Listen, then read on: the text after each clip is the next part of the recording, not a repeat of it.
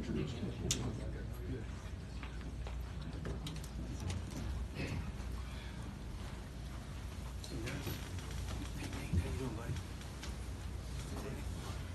afternoon, everybody. Welcome to Kauffman Stadium, and a huge day for our organization.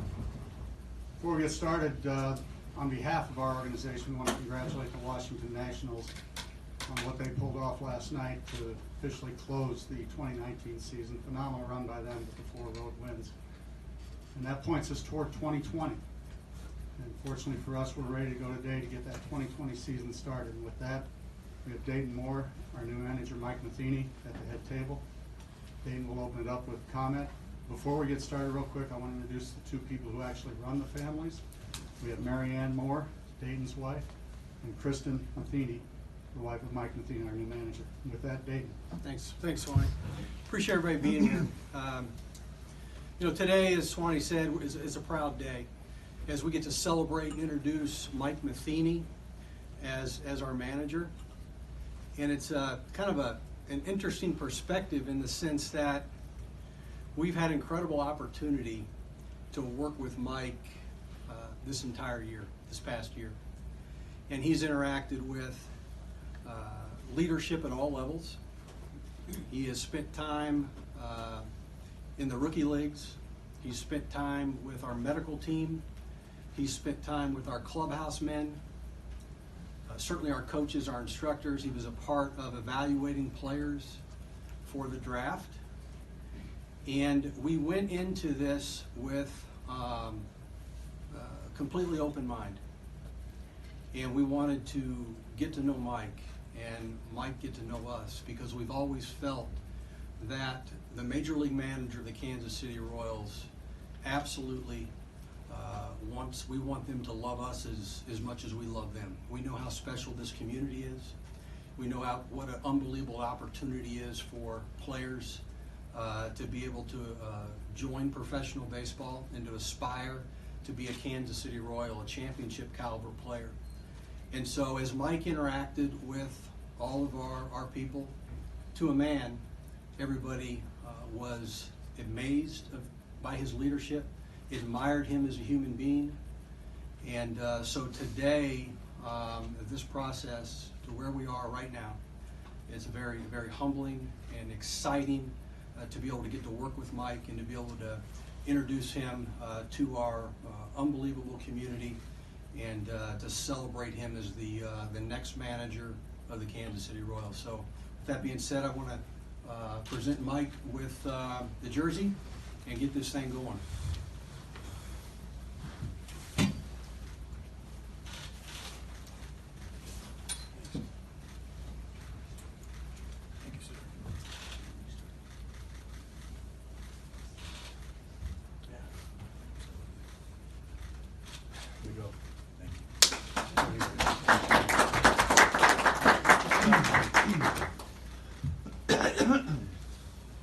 Okay, Dayton, thank you.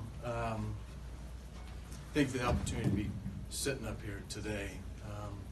Also going to throw out a few more thank yous to Mr. Glass and Dan Glass for originally opening up the door that I could be a part of this and doors to the organization, and obviously to Mr. Sherman and the new ownership group for entrusting me with the privilege of being in this seat right now, and that is exactly how I view this, as a privilege and as a trust. So, it was a year ago, actually, Emily Pending in the front office reminded me today that a year ago today was the first day that I walked into the front office here at Kauffman Stadium, and the first time able to kind of interact. And I remember that day extremely well, for one reason more than any other, is when I left, I went home to Kristen and our 5 incredible kids, and I said, I don't know why, I can't explain it, but I truly believe this is where I'm meant to be. I believe that's where we are meant to be.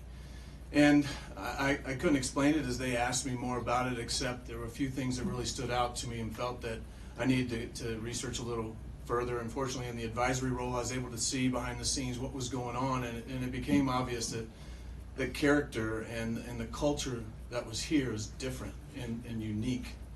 And that stood out to me. A culture of people, a culture of care, because I truly believe that how you treat people matters. And to me, I could see that happening in every corner, regardless of position, regardless of status.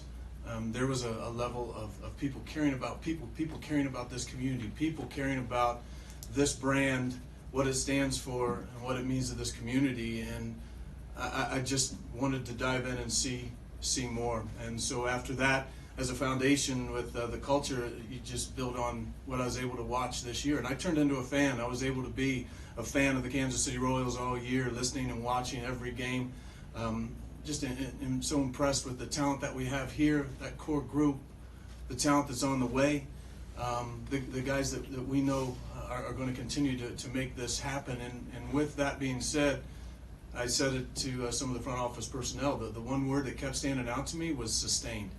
And it wasn't just let's get back and have success. It was how do we create sustained success? So you've got an incredible culture. You've got a drive and a commitment. You've got incredible players that are on the way with a very, very bright future. And all these things coupled with a city that I love to come to, always have, coupled with a fan base that is as passionate as any and loves this team. All of those things together created an opportunity for me to have a really clear answer not too long ago when Mr. John Sherman asked me, why do you want to be here? And I had a why, and the why was this, is I truly see something very, very special about to happen here. And I want to be a part of it.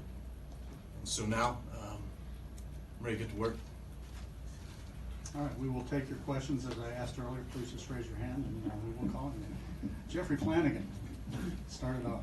Mike, how long did it take you to reacquire the urge to manage again, or was it necessary to decompress a little bit from the St. Louis experience? I needed 2 days. I don't know why 2, but after 2, when I got into managing, I had no idea how much I was going to love it. And the statement I'm about to make makes no sense even as I say it out loud, but I loved playing the game.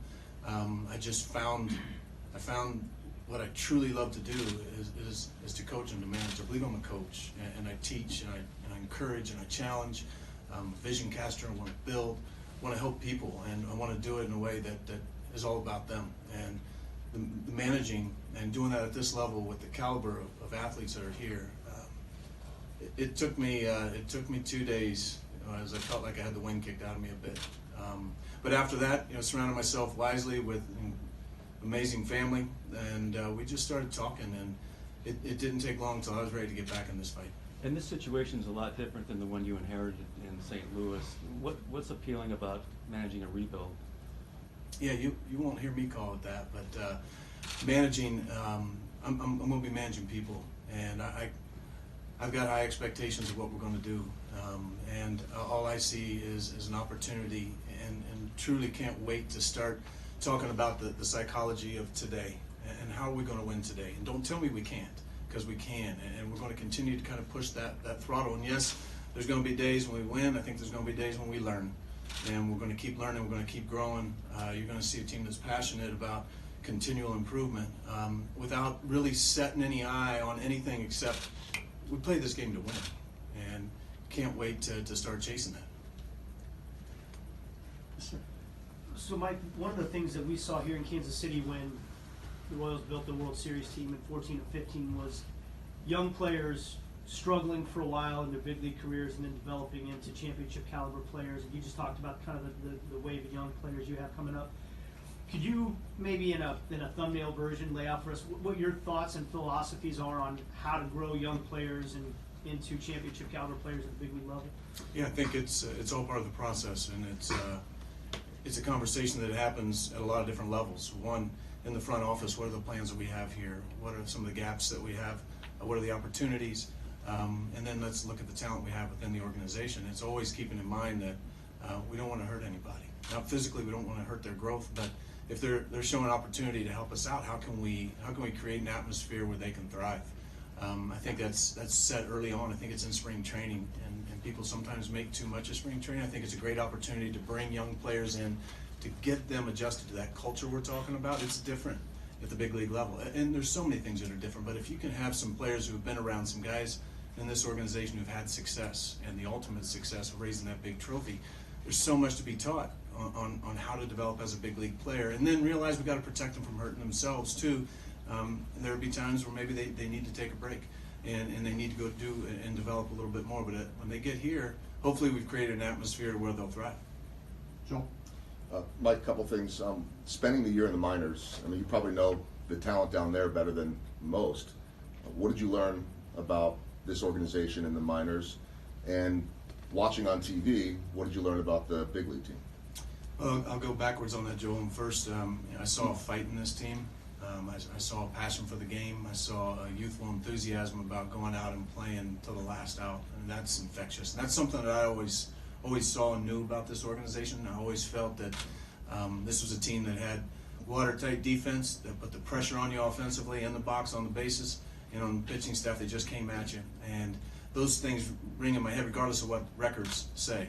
And to me, that's what I saw again. I saw a team that really stayed in the fight, and that's very encouraging and impressive, and I think it builds a lot of respect through the minor league system without putting too much pressure on these young guys to be the saviors. You know what they need to do? They need to keep getting better, and they need to once again be fostered in an environment, I think, that can give them a chance to excel here. And there are some things that you can only learn at the big league level. I trust Dayton and the front office to make sure that we're making wise decisions, because I'll tell you, it's hard not to be impressed with some of these guys and want to push that envelope. I get it, but we want to do the right thing, and I think that's going to be the consistent model. What's the right thing that we're going to do for this individual player? How can we help them take it themselves to another level and collectively take us there too?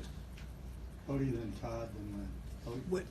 What did you learn from that, those first few weeks after, between, the transition and then like your time here with the Royals, as far as how you might handle doing the job differently or the same, or just, what kind of things did you think you felt like you learned here the last year with the Royals and that time after St. Louis? Yeah, it's been nothing but learning, and I feel that there are people that either grow or they're stuck. And for me, right away, just trying to be an honest evaluator where I was, try to get as much feedback as possible. I talk with Dayton a lot about blind spots. I need to identify the blind spots, and so I don't make the same mistakes twice, and whether that's tactically or whether it's relationally. And there's a number of things that were worked on. But overall, it was starting with relationships, and it was starting with, okay, how can I get better on my own personal growth? So I was back in school, learning some more. Got into some of the analytics courses, trying to figure out ways to what's next, what's on the horizon, what's outside the box. Those sort of things, as well as working on dealing with you all. And that's something that I was very conscious with, and figuring out how to bring in a media consultant that could help me understand and do a better job of relaying the message that we need to be relaying to our fan base. That's the lifeblood of what we do, and how do we use our jobs and help each other do that job properly to keep people passionate about this organization. Todd? Mike, you touched on analytics a little bit there. How have you kind of grown with that? That stuff didn't really exist as much when you were a player. It's really come on more and more. What sort of things have you learned, and how will you kind of put that into what you do now? Yeah, I was just talking with Daniel and Guy in our analytics department about, and I've told him this before, I'm fascinated by it. What's out there that, once again, what are we missing?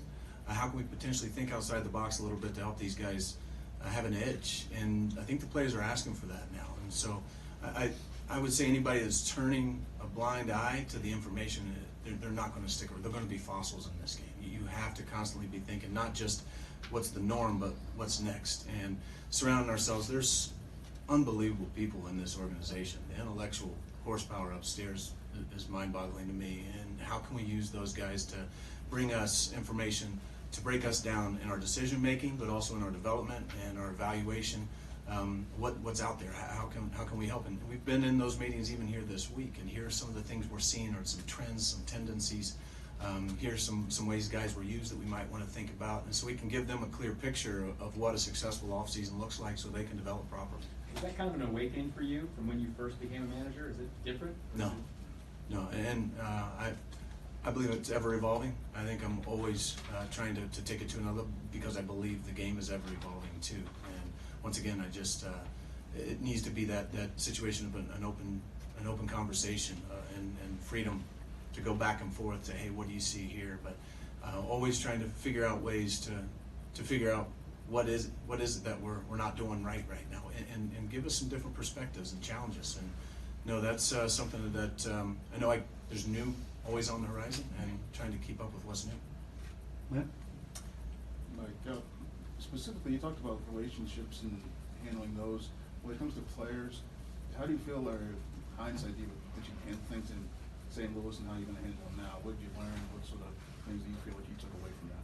Well, I think when you're through learning, you're through in any walk of life. And for me, relationally, always trying to build relationships and build trust, and constantly trying to figure out what the key is for each individual player. And sometimes that comes easier than others, and you just constantly have to be trying to put either other staff and communicate and figure out where is the gap here, and what are we missing, and how can we help that player get to this next spot. And to me, we have to always kind of be changing to what's needed. How to do that differently, I think it changes person to person. There's going to be a whole new staff of people. There's a whole 400 people in the front office. I think it's just relationships are all about trying to figure out what we got to do to make things work to where we can bring the best out of ourselves, best out of others, and then that will bring the best out of us collectively. Alec? Like, you called being in this seat a privilege. How excited /, just thankful are you that you have an opportunity to manage again? Yeah, I'm blown away, and I hope that's coming through. You never take anything for granted. At least I don't. I couldn't as a player, and I certainly don't in this seat, realizing that there's 30 jobs there, and to be able to be a part of a great organization like the Kansas City Royals in any capacity is a gift. Let alone to be in this spot and to have the responsibility of being a face and a voice for not just this club, but for this community. And to me, that's not something I take lightly, and something we've been, as a family, been dreaming about, the opportunity to do it again, and figure out ways to jump in, because I believe ultimately success is impact, and impact, yes, on what the product looks like on the field, but also impacting people's lives. And going back to the other question is, when it comes to the people, how do we just keep making people better? And when we do that, if we got the right motives and we got the right idea of how to do that, and sometimes it's going to be answering some hard questions and taking some hard decisions, but keeping your eyes focused on what's right for this individual. And when you do that, I think you're going to see the success opportunity, and the definition of success is by impact, and I think the score will take care of itself at that point. Sam? Mike, you talked earlier about self-evaluation over, after St. Louis. As specific as you can, what you think led to that decision, to that move, and also as specific as you can, how do you feel like you'll be different now, your second time through than you were first? Yeah. To sum up where I've been, it was a great run, and we had a great run of winning. I believe there was a great run of the impact that I just mentioned, and saw some individual players achieve things, and be able to do maybe some things they didn't even see themselves do, and to be just a piece of that, just a part of creating an atmosphere where people could thrive. That to me was extremely rewarding. And the why, you know what, sometimes change happens, and especially in the game that we're in today. And actually 6.5 years is a pretty long run in our game now, and I enjoyed every single day of it.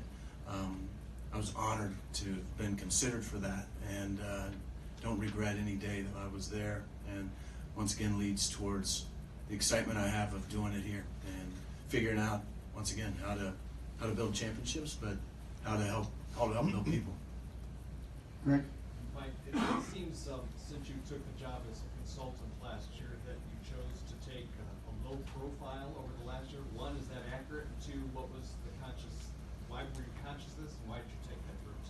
Yeah, and I appreciate that question, because the last thing I wanted to do was get in the way of this club. And Ned and his team, they had a big task in front of them, and part of being a manager is handling the distractions, right, and trying to limit those as much as possible. And so grateful. I was walking into spring training really in a spot where I knew I wanted to come in and bring value, or I shouldn't be around. With that being said, they had things taken care of, and how can I be around, bring value, but not get in their way? And Ned was fantastic, and it was great to hear from him this morning already, and how he welcomed me in, how the team did, how the whole organization did, to come in and just let's see, bring something to us, but in the meanwhile, keep your eyes open. And that was something that I'll forever be grateful for. Bye. Mike, you mentioned before that being able to say you knew your why when you were asked about it regarding this job. I wonder if is that a different answer that now than it would have been when you started managing, or as you were in St. Louis? Has that changed in some way over the years? Yeah, I think should be consistency in my why in life, and it comes back to people, and it comes back to using the gift that I've been given, I think the gift I have is I care about people, and I care about relationships, and I do know baseball, so it's a nice mesh for me. But overall, I think we're always evolving in what we see and how we can bring a little bit more to the table. And I just want to be better. If my why is the exact same, that probably means I didn't set my sights high enough to push myself beyond. I think complacency is the ultimate killer in this game, and I don't want to ever fall into that trap. Got Flanny, Nate, and Cody. So Flanny? Mike, and for Dayton, what are your thoughts on the present coaching staff, and do you plan to make any changes there? Go ahead, Mike. We've talked about it. Go ahead, Mike. Just giving you a chance to. He hasn't spoken. I got it. Let Mike rest for a I second. need you to carry me. Well, Mike and I have talked about that, and that's something we'll continue to work through. We feel we have some amazing coaches here in this organization. Mike has articulated that already, and we'll manage through that, Flanny, and we hope to manage through that rather quickly. But at a time, once we come to a conclusion, and Mike gets a chance to talk more one-on-one, I think that's important, because we all want to be in a place where we're wanted. And so that's the next step, just to have Mike sit down with the coaches and talk through it. And so, we've already talked about, Dale Swain. Dale has made an advanced decision that he would prefer to do something else in the organization, and that's something that we had actually discussed before the season had ended. So, but we'll work through that together. And will that role be filled internally, Mike or David? The bench The coach? Dales, yeah. Oh, Dales. Do you have someone in mind? We think we have some very strong candidates internally, yes. Mike, Nate, you're Well on. said. Well said. I'll extend Mike's breather for a second. Dayton, Mike did reference the Glass family and Mr. Yeah. Sherman a little bit. Have the transition in ownership, how, if at all, did that affect this move, and maybe what were those conversations like? Yeah, thanks for asking that question, Nate. Great question. We wanted to be very mindful and respectful of the process and where we were. And although we had complete autonomy to make any decision necessary for the future of this organization, we felt it was really important to have Mr. Sherman involved. And he was involved in this process and remains heavily involved. And the strength and the power of what we've been able to accomplish and do in this very unique situation, ownership change. And as you all know, if you put yourself in that situation, it can be very complex. But the strength of it was Mr. Glass and Mr. Sherman's relationship from the very beginning. They simply want what's best for the Kansas City Royals. And they're both very bright people, they're very caring people. They understand their role as an owner and what this team means to this city and our fans. And because of their strength of relationship and their cohesiveness, we were able to thrive in this process. It unfolded in a very natural and easy way. Mr. Sherman had an opportunity to meet with the candidates. He had several conversations with Mike along the way, in person and over the phone, as did Mr. Glass and Dan Glass throughout the process. I mean, we've worked together for a long time. You know our leadership style. We don't make these decisions in a vacuum. I'm the last person to weigh in on the decision that we should make. getting counsel, getting advice, getting feedback and opinion and fact from everybody in this organization. And so once we feel like we have the necessary information, we move forward. And Mr. Sherman, with a meeting with Kevin and Mike Swanson and myself last week, he really felt that, hey, I'm satisfied with this. Let's go. Let's move forward. We got work to do, and the sooner we can get this partnership rolling, the better off we're going to be. Cody. Mike, you had mentioned that you felt like, winning right away and winning all, Dayton's kind of reiterated that over the years, and that, every day you're trying to win. When you look at the minor league system and where you are at the big league level, how close do you feel like the team is to being in that competitive nature in your mind versus, because we've heard what maybe they feel, but how close do you feel like some of the talent is you have to being, where you want it to be competitive-wise every day? Yeah, you're going to get bored with this, and I'm going to try to explain it that it's not some false front. What I've seen here, and if you want to start to add into the equation some of the pieces that are coming, you can't tell me that we're not going to have a chance to win each day. And I think this game really has to be broken down into the most simplest form, and it's pitch by pitch, and it's staying focused with what we can control. We can't set some. I think if you set a lid and you set an expectation, you're probably going to live below that, and you're not going to go over it. You're not going to surpass it. And it's something that I truly believe, though. I've watched these guys compete. I've seen the development. I see what is here. Let's go put this. Let's go figure out how we can develop, how we can use the information that we're getting from the analytics department. How can we develop a little bit differently? How can we open up some doors, talking about the relationships? How can we find those keys that might open and take somebody to another level? Because I don't think we've seen the best from a lot of these players, all of them. And so let's keep building on that. And when that's the case, there's not a game that we go out there, and I don't care who's starting for which team. I don't care what the lineup looks like. I know that we can win that game. What do we got to do to make that happen? And we each have responsibility to just do our piece. How much time did you get with the players in the Major League clubhouse over this last year? Yeah, not much, intentionally. And I was around spring training and would say hello, but I truly, to get back to the question, I just didn't want to be a distraction to them.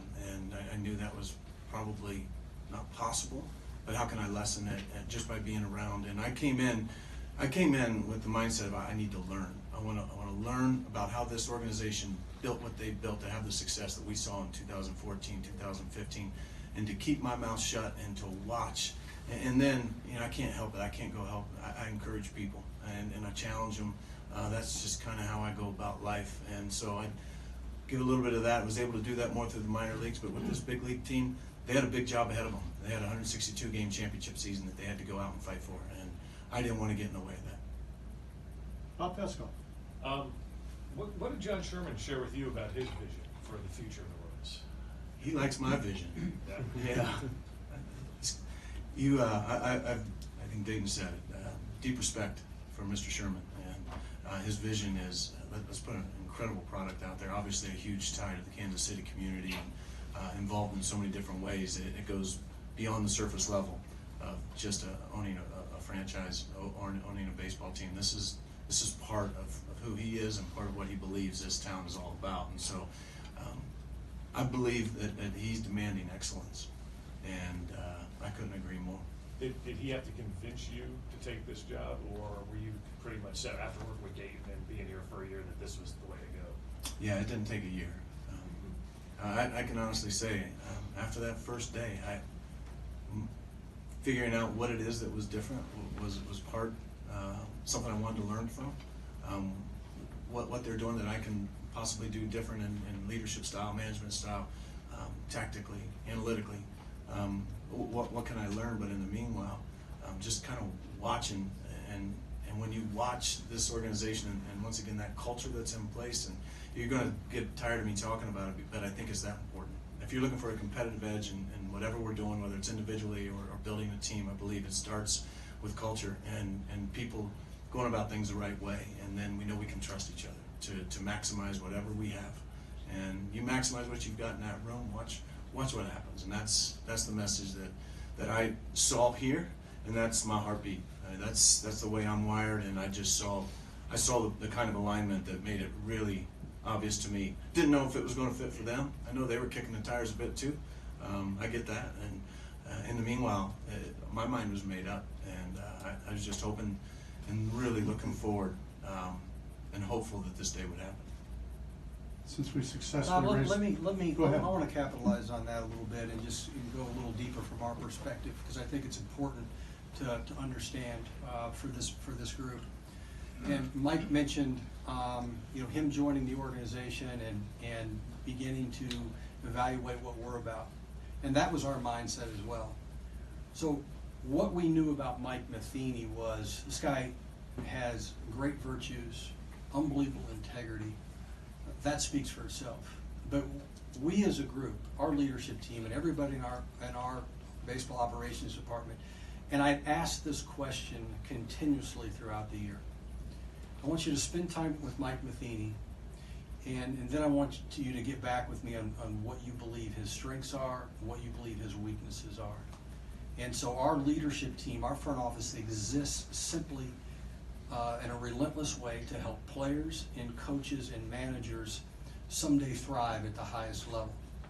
And so as I continue to ask that question with everybody in our organization, whoever interacted with Mike, as I said before, it always came back the same, in a very positive and healthy way of who he is and their vision to be able to work with him. Because, guys, you all have covered baseball for a long time. Karen, you've probably been in here maybe the longest. Mm-hmm. And you know how this position has changed. It requires so much more today than it did before. And that's why when Mike and I sat down and began to really lay out a vision of what we wanted this to look like in 10 years from now, moving and being a part of this community was an important part of it. We both agreed. Being able to interact at all levels, to speak in our schools and be in all aspects of this community, because this position represents each and every one of you in this room. It represents your families. It represents our families. That's how important this is. And baseball, and the way I'm wired, is only going to remain strong for our children and our grandchildren to enjoy unless we have leaders like Mike Matheny in this game. That's what we believe. The spirit of our front office has been consistent from day one. How can we make the game of baseball and softball grow and thrive in the city of Kansas City and use it as a platform to be an example that we all admire? The winning will take care of itself. It's ultimately up to me to make sure we have talent on this field to win. And we feel like we've got a great core, but we've got work to do, and we're going to continue to work tirelessly until we get the right mix of people and players that want to win for one another. But it takes leadership to be able to do that. And I can promise you, in dealing with our minor league players and our current major league players, they aspire to play for Mike Matheny, and that's what finally sold us on this very important and crucial decision. Couple more. We've got in the room temperature up to 90 degrees, so we'll try to. Everybody's dressed in winter gear. Karen, since he called you out, it's yours. Oh, okay. A couple things. First one is, what is your first order of business? You guys have been talking about the coaches, but do you personally call every player on the roster? Do you personally talk with every one of them before spring training, before any of the Fan Fest things? I mean, how are you handling now reaching out because you're the manager? Yeah, it already started right before this. Privilege of being downstairs talking with some of the business side of the game, and this team goes beyond 26, and it's a collective effort. So just trying to introduce myself, get to know people, give them as much information I can about me. But it's all a lot of talk at this point. You got to get out and build trust, and so I know that takes time. With that being said, there's also a short off season, especially since we just experienced snow. I think we're in mid of winter, and so spring's right around the corner. But I want to get out as early as we can. Swanee's got me booked tomorrow. But after that, I plan on, and I'll be calling guys, but I want to sit down with them. So I've got a plan to make a trip or two to go where some of the guys are collected and sit down with them and then just start the conversation. What is it that I can do to help you? And here's who I am. and I want to get to know them as well. I care about these guys, and that's, you know, I think it's easy to say, but I think over time you prove what you're all about and what your motive is and what your intent is, and I want to see each one of these guys be everything that they can be, and I think that starts with building relationships. Being in the organization for a year, will that make you a better manager when you step out on the field this year? Yeah, no doubt. And I should be getting better every single day. You know, I believe in that growth mindset, that every single day there's something. I love being around people. I spent so much time with Rusty Kuntz this summer, and even into the fall, and sitting next to him after 42 years maybe of being in this game, watching him write down 10 things that I learned today that I didn't know before. That to me, that's the kind of people that I just love to be around. They make me better because I know they never take the throttle off making other people better. I've been taking a lot of notes, and it seems to be more than 10 that I'm learning each day, and I want that to ever stop, not as long as I'm breathing, and hopefully create an atmosphere like that too, and then give resources for guys. Here's some more. If you want to push it a little bit further here, how about this? And to me, that's how you find that ceiling, if there is a ceiling. I think you just keep pushing. Why don't we close this down with one Joel Goldberg. Joel, cheers. Mike, I know a few years back, your playing career, you cared about defense as much as anyone. You won 4 Gold Gloves. You managed a guy over there, Molina, that won 9. Now you inherit Salvador Perez with 5. What kind of comfort level does that give a former catcher in having a healthy Salvador Perez back? What a gift he is, not just to the Kansas City Royals organization, but the game of baseball.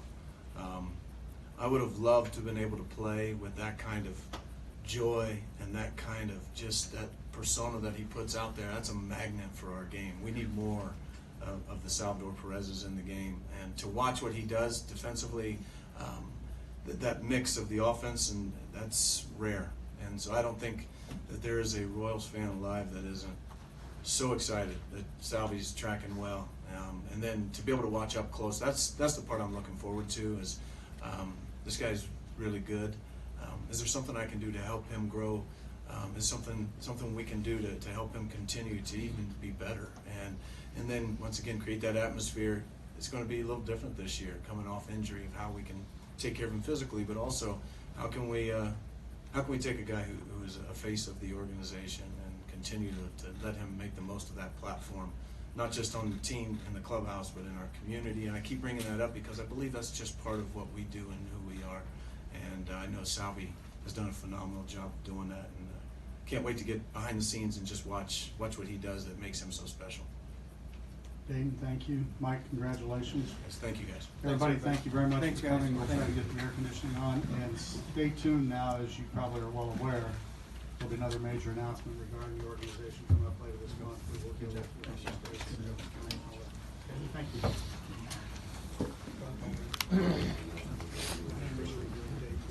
So the news conference is wrapped up here at Kauffman Stadium, about 40 minutes worth of 17th manager of Kansas City Royals, Mike Matheny. Thanks, Dave. Jason, I want to get their wife. Yeah, that's why I was like,